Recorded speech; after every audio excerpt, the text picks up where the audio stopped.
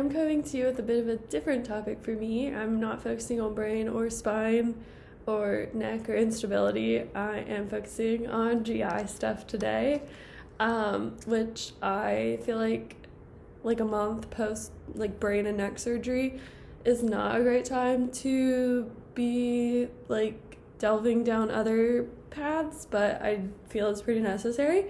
So for a quick background, I feel like I've always had GI stuff, but I just kind of thought everyone did, and I feel like everyone does have some level of GI discomfort. But my senior year of high school, so like 10 years ago, I had really, really bad stomach pain in this one spot in the lower right quadrant of my stomach. So bad I missed like a month of school. I got sent to Children's Hospital. That was actually how I got my POTS diagnosis, so they inadvertently found that, but never solved my stomach pain. They basically told me like, oh, it's IBS, and figure out what foods you can and can't eat. So for the last 10 years, the pain has come and gone, and I've just kind of dealt with it. Like, it makes me have to like curl up in a ball, but it's periodic. However, for the last year, I would say, since like my whole body went haywire, my stomach has followed suit, and it's pretty miserable. Like, nothing gives me any relief. The only thing that vaguely helps is using my TENS machine, and I am wearing it literally 24 hours a day.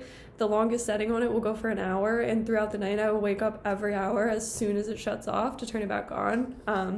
So yeah, I am in a lot of pain from my stomach.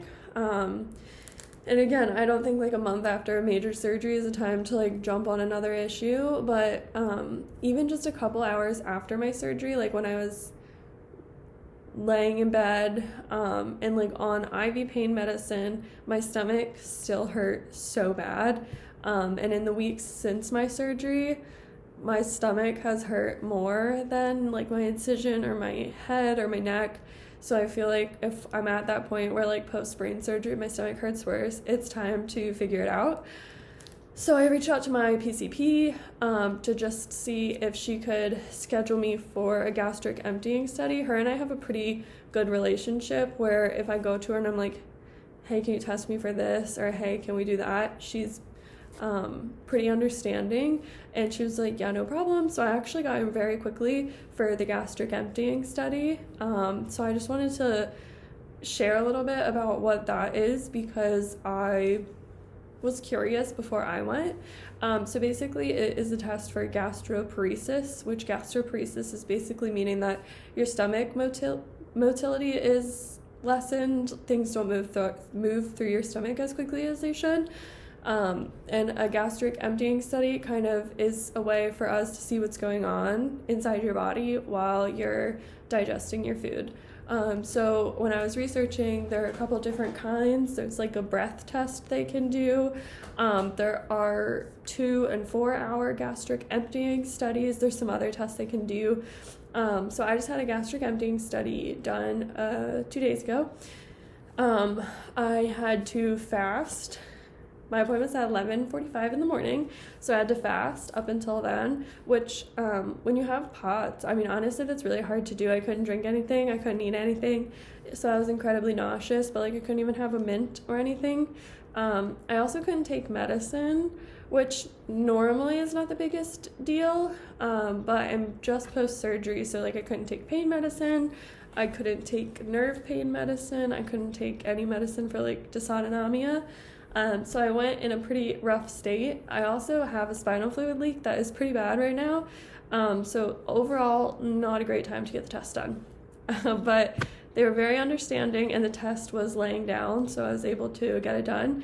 But I had done a lot of research, and everything I read said that you will get radioactive eggs in the form of usually like scrambled egg beaters. So I had fully prepared myself for radioactive scrambled eggs, and I don't like eggs. I don't like the texture. I don't like them in my mouth. I don't like the taste. But if I was ever going to eat an egg, it would need to be like hidden in something like a breakfast burrito or something. I would I do not eat eggs plain. So I know this sounds so ridiculous to complain about, but I had very much prepared myself that I was going to be able to eat these scrambled eggs. So I walked in incredibly nauseous, not able to stand upright, and they hand me a freaking smelly, slimy, hard-boiled egg, which I would never eat in life. So I picked it up, and it was so dramatic, but I smelled it and dry heaved. There's nothing in my stomach to throw up. I had to be so dramatic and plug my nose. So I'm trying to get this hard-boiled egg. I eat really slow naturally, and I don't feel good. So I'm sitting here like this, trying to eat this hard-boiled egg without throwing up. And I keep dry heaving. And the person keeps coming back, are you done? Are you done? Mima, I think it was probably 1 whole minute and she came back. But, so I finally got the whole egg down. They gave me a packet of salt, and it was better if I could drench it in salt. But then, so then basically I was just laying on, it looked like an MRI table. It was not an MRI, but it just looked like an MRI table. And then they put the machine down just over my stomach. And then basically they just watched the radioactive material as it moved through. So they were able to see at different points in time where it was. So a lot of the research I had done beforehand said it would be, they would take a picture right after, 15 minutes after, an hour after, 2 hours after, 4 hours after. Mine was actually doing imaging the entire time. So I just laid there the whole time as it counted down. And I didn't have to put a hospital gown on. I could even have my phone, which was very odd. I've never been able to have my phone. So I could have my phone if I laid upside down with it up here.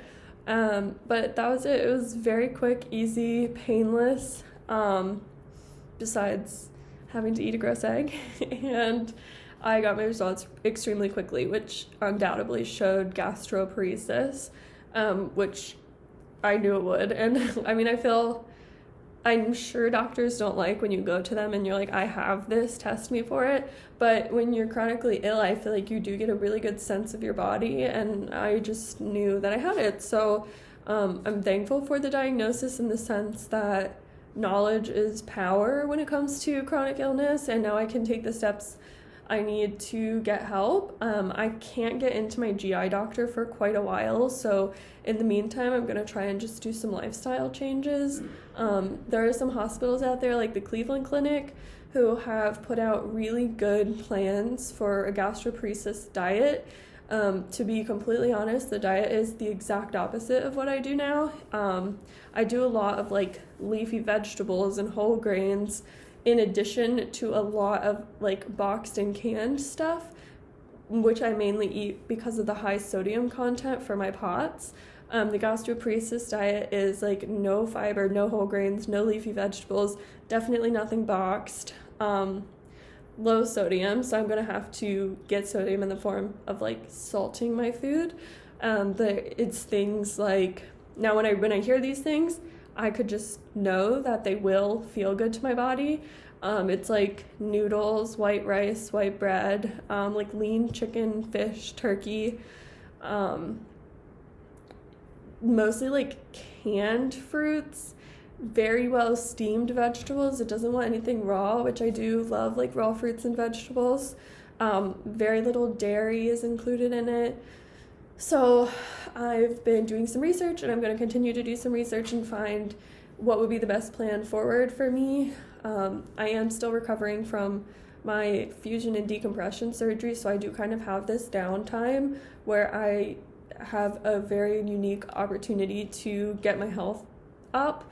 So I'm hopeful that starting this diet even before I can see my GI doctor and think of a plan forward, hopefully this will help in the meantime. So yeah, I'm very excited to finally know what's going on and hopefully be able to take some steps towards combating some of the issues and getting my overall health a little bit better. So if you guys have any gastroparesis diet, lifestyle change tips and tricks, I am super happy to see those. So thanks so much for watching.